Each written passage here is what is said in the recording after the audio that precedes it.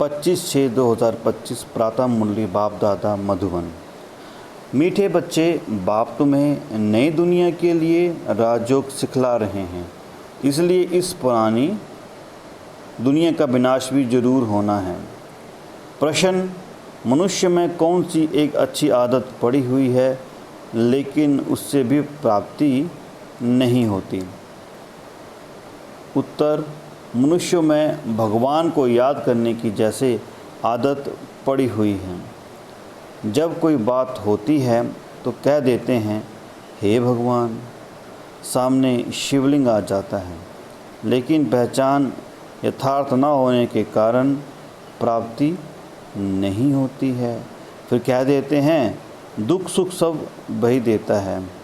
तुम बच्चे अभी ऐसा नहीं कहेंगे।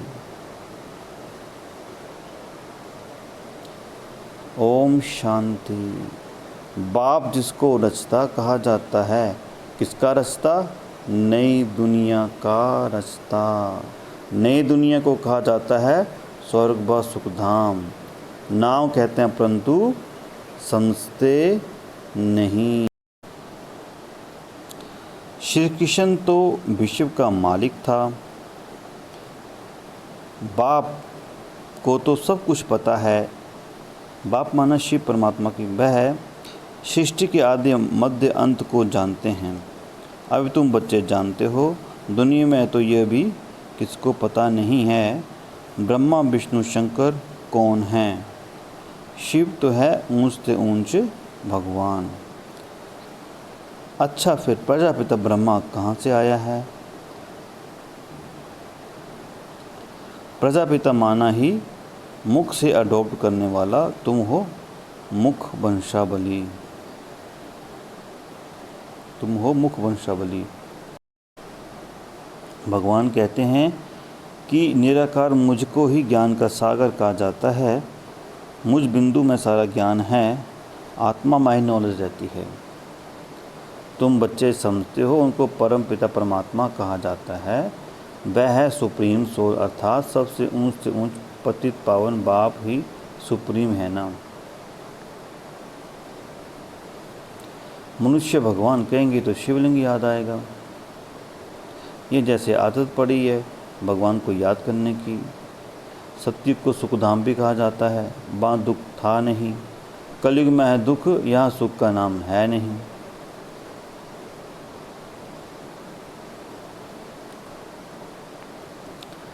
अरे तुम ये आत्मा हो, ये तुम्हारा शरीर है।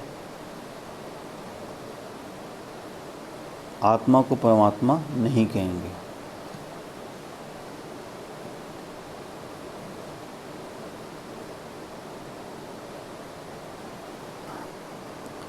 भगवान को कहते हैं, बाबा को कहते हैं, बाबा हमने आपको अपना वारिस बनाया है। बाप बच्चों पर बारी जाते हैं। बच्चे फिर कहते हैं कि भगवान आप जब आएंगे तो हम आप पर वारी जाएंगे, अर्थात बच्चा बनाएंगे। ये भी अपने बच्चों को ही वारिस बनाते हैं। बाबा को वारिस कैसे बनाएंगे, ये भी गुह्य बात है। अपना सब कुछ एक्सचेंज करना, इसमें बुद्धि का काम है। गरीब तो झट एक्सचेंज कर लेंगे, साहूकार मुश्किल करेंगे। जब तक कि पूरी रीति ज्ञान न उठाएं, इतनी हिम्मत नहीं रहती। गरीब तो झट कह देते, बाबा हम आपको ही वारिस बनाएंगे, हमारे पास रखा ही क्या है।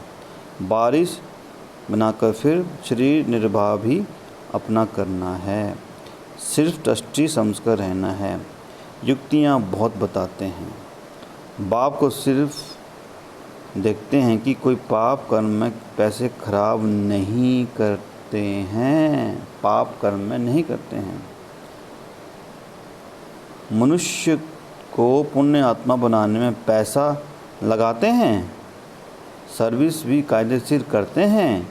ये पूरी जांच करेंगे, फिर सब राय लेंगे। ये भी धंधे में ईश्वर अर्थ निकालते थे ना, जो लेखराज थे उनके बारे में बोला जा रहा है। ये तो था इनडायरेक्ट। परमात्मा को अभी डायरेक्ट है। सभी समझते हैं कि हम जो कुछ करते हैं उनका फल ईश्वर दूसरे जन्म में देते हैं। कोई गरीब दुखी हैं तो समझें कि कर्म ही ऐसा किया हुआ है। अच्छे कर्म किए हैं तो सुखी हैं। अब बाप कर्म और गति पर समझाते हैं, रब न जाए तुम्हारे सब कर्म विकर्म ही हैं, सिवाय एक परमात्मा के, एक बाप के किसी को याद नहीं करना। वो ही हम बाबा आप सारे रास्ता और रचना की नॉलेज देते हैं। स्कूलों में जो टीचर होते हैं पढ़ाने वाले, वो भी हर दर्जे का होता है।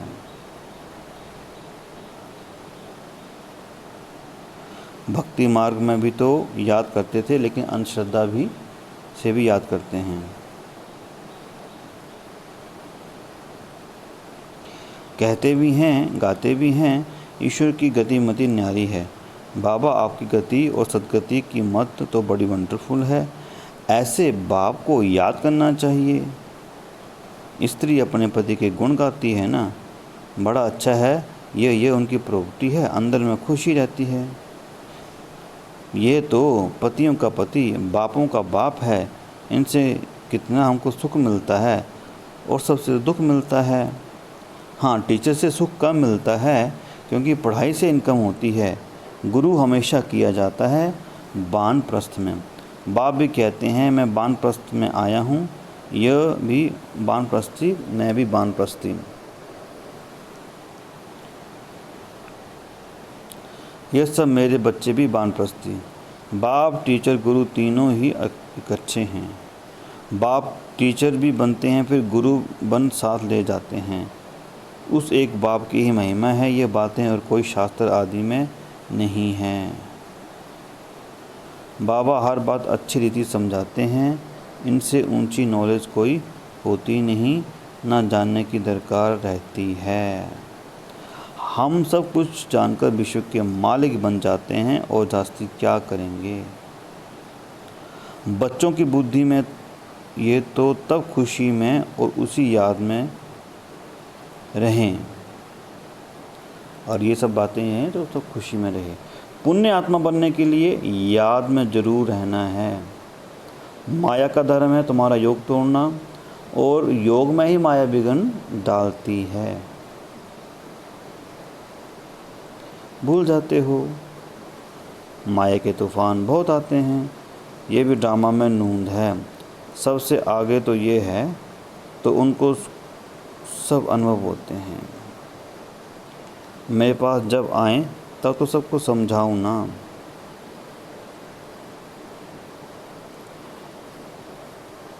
माया का तूफान ही ना आए, योग लगा रहे तो कर्मातीत अवस्था हो जाए, फिर हम यहाँ रह ना सकें। कर्मातीत अवस्था हो जाएगी तो फिर सब चले जाएंगे। शिव की बारात गाई हुई है। शिव बाबा आते हैं ही आज सबको ले जाने। सत्युग में इतनी आत्माएं थोड़ी होंगी। अच्छा, ओम शांति। मीठे मीठे सिक्की हृदय बच्चों प्रति माता पिता बाप दादा का याद प्यार और गुड मॉर्निंग। रूहानी बाप की रूहानी बच्चों को नमस्ते। हम रूहानी बच्चों की रूहानी बाप दादा जी को नमस्ते, गुड मॉर्निंग, ओम शांति। धारणा के लिए मुख्य सार। 1, शिव बाबा को अपना वारिस बनाकर सब कुछ एक्सचेंज कर देना है। वारिस बनाकर शरीर निर्वाह भी करना है। ट्रस्टी समझकर रहना है। पैसे कोई भी पाप कर्म में नहीं लगाने हैं। नंबर 2, अंदर खुशी में गुदगुदी होती रहे कि स्वयं ज्ञान का सागर बाबा हमको पढ़ा रहे हैं। पुण्य आत्मा बनने के लिए याद में रहना है। माया के तूफानों से डरना नहीं है। वरदान, सत्यता के आधार पर एक बाप को प्रत्यक्ष करने वाले निर्भय अथॉरिटी स्वरूप भव। सत्यता ही प्रत्यक्षता का आधार है। बाप को प्रत्यक्ष करने के लिए निर्भय और अथॉरिटी स्वरूप बन कर बोलो, संकोच से नहीं। अथॉरिटी स्वरूप बन के वो संकोच से नहीं। जब अनेक मत वाले सिर्फ एक बाप को मान लेंगे कि हम सबका बाप एक है और वही अब कार्य कर रहे हैं, हम सब एक की संतान हैं, एक हैं और यह एक ही यथार्थ है, तो विजय का झंडा लहरा जाएगा। इसी संकल्प से मुक्तिधाम जाएंगे और फिर जब अपना अपना पार्ट बजाने आएंगे तो पहले यही संस्कार इमर्ज होंगे कि गॉड इज़ वन। यही गोल्डन एज की स्मृति है। स्लोगन: सहन करना ही स्वयं के शक्ति रूप को प्रत्यक्ष करना है। सहन करना ही स्वयं के शक्ति रूप को प्रत्यक्ष करना। अव्यक्त इशारे: आत्मिक स्थिति में रहने का अभ्यास करो, अंतर्मुखी बनो। जैसे ये देह स्पष्ट दिखाई देती है, वैसे अपनी आत्मा का स्वरूप स्पष्ट दिखाई दे, अर्थात अनुभव में आए। मस्तक अर्थात बुद्धि की स्मृति व दृष्टि से सिवाय आत्मिक स्वरूप के और कुछ भी दिखाई ना दे व स्मृति में ना आए। ऐसे निरंतर तपस्वी बनो, तब हर आत्मा के प्रति कल्याण का शुभ संकल्प उत्पन्न होगा। भल कोई अपने संस्कार स्वभाव के वश आपके पुरुषार्थ में परीक्षा के निमित्त बना हुआ हो, उसके प्रति भी सदा कल्याण का संकल्प उत्पन्न हो।